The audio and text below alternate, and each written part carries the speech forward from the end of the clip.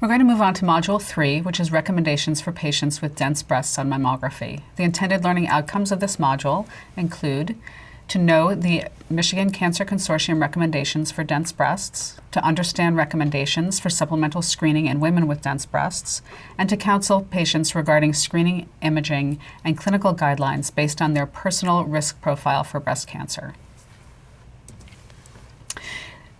Available for your review are the Michigan Cancer Consortium guidelines for screening in women with average as well as increased risk for breast cancer, and a link is available at the end of this session for your access to these guidelines.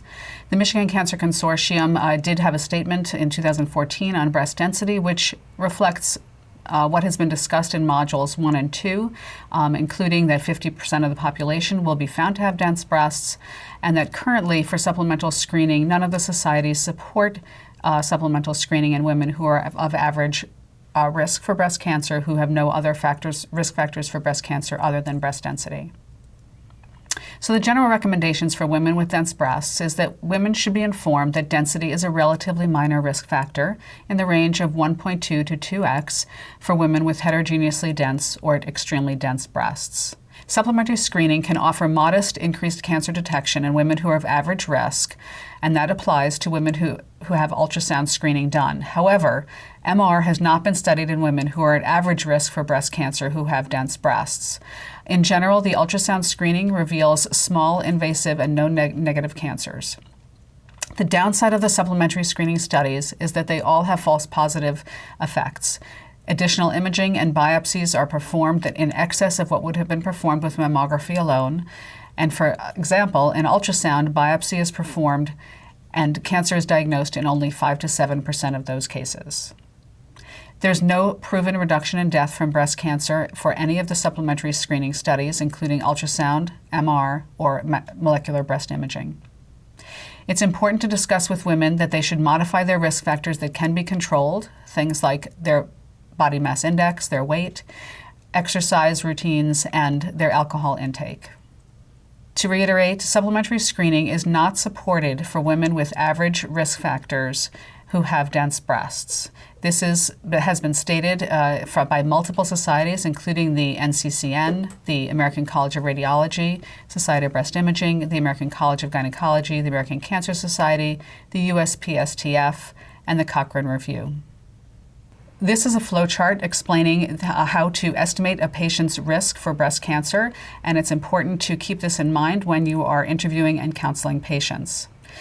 If a woman has a history of a genetic predisposition for breast cancer, such as a BRCA mutation or other rare syndromes such as Cowden's disease, if they have a greater than 20% lifetime risk of breast cancer based on risk models, if they've had thoracic radiation between the ages of 10 and 30, or if they are the first-degree untested relative of a woman who has known genetic predisposition, then they would be considered to be at high risk, and they would follow along this path. A high-risk patient should have annual screening with digital mammography starting at the age of 30 and annually thereafter. In addition, women at high risk should have annual screening with MRI beginning at the age of 25 or when the risk is identified. Screening ultrasound has a role only in patients who cannot undergo MRI in this group. In these patients, you should also consider referral for genetic counseling if that has not already been done, and there's consideration for medications to decrease breast cancer risk as well. If a woman answers no to all of the above questions, then we would proceed with the next slide. Then it's important to discuss with the patient whether she is at intermediate risk for breast cancer. Does she have a personal history of breast cancer? Has she had a prior breast biopsy revealing lobular carcinoma in situ or atypia? Does she have a moderate risk for breast cancer, which would be in the range of 15 to 20% based on risk models based on family history? If the answer to these questions is yes, she would be considered to be at intermediate risk for breast cancer. The recommendations for a woman at intermediate risk for breast cancer include annual mammography beginning at the age of 40 with tomosynthesis if available, clinical breast exam beginning at age of 40 annually, a discussion with the patient regarding benefits and risks of the supplementary screening, is very important because right now there are no current guidelines supporting supplementary screening for women who are at low risk. So these women who are at intermediate risk are in a category in which the discussion with the patient is important to find out what their tolerance level is with regard to the downsides of screening, which include false positives and low positive predictive value of biopsies. If a woman does not have the risk factors described above, then she would be considered to be at low or average risk of breast cancer, and the discussion with this patient would be different. This would include reassurance of the patient, describing that the risk of breast density is small, the risk that breast density contributes to her overall risk is small, and she should continue with annual mammography beginning at the age of 40, again with tomosynthesis if available, and clinical breast examination annually beginning at the age of 40. It's also important to include a risk reduction counseling for things that women can control, including their weight, their level of activity, and to decrease their alcohol consumption as well. So the recommendation for women at intermediate risk is the area which is the most complicated discussion to have with patients and is less clear-cut. So just to go through that again, these are women with a 15 to 20% increased lifetime risk of breast cancer based on risk models, personal history of breast cancer, and lobular carcinoma or atypia on prior breast biopsy. Annual mammography at age 40 or above. Supplementary studies are less clear-cut, and there is a recommendation by the American College of Radiology in their appropriateness criteria statements that MRI is usually appropriate, ultrasound may be appropriate, and these are discussions that would include the downsides of screening with the patient. It's important to note that if dense breasts raise a woman's risk to the level of intermediate risk for breast cancer, then supplementary screening would be a consideration. This list includes the multiple risk factors for breast cancer that can be reviewed with your patients.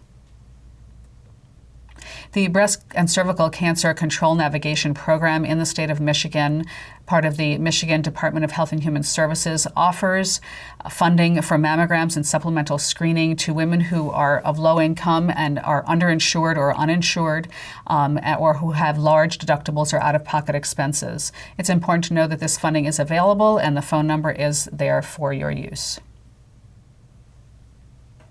So in summary, the recommendations for women with dense breasts are in front of you.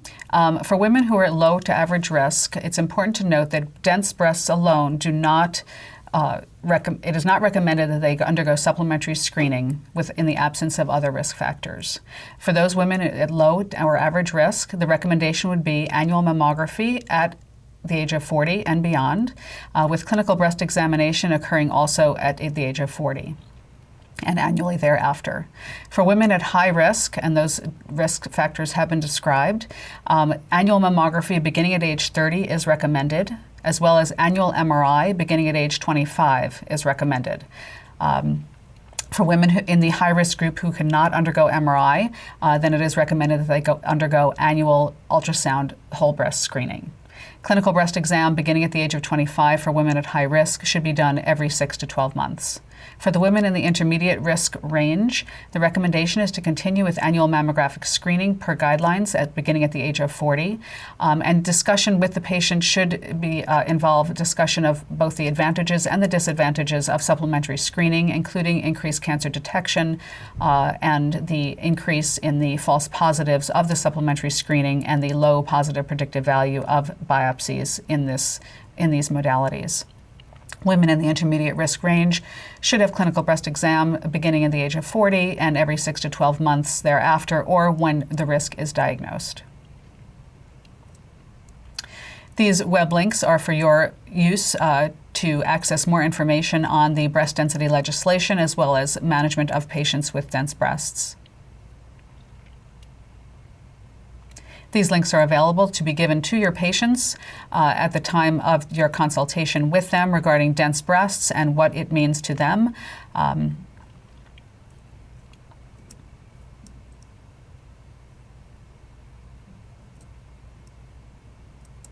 So this concludes the breast density modules, including a review of why breast density is important, including the masking phenomenon on a mammogram, the relative increased risk for breast cancer in women who have heterogeneously dense or extremely dense breasts, and how to counsel women who are given the notification letter informing them that they have dense breasts.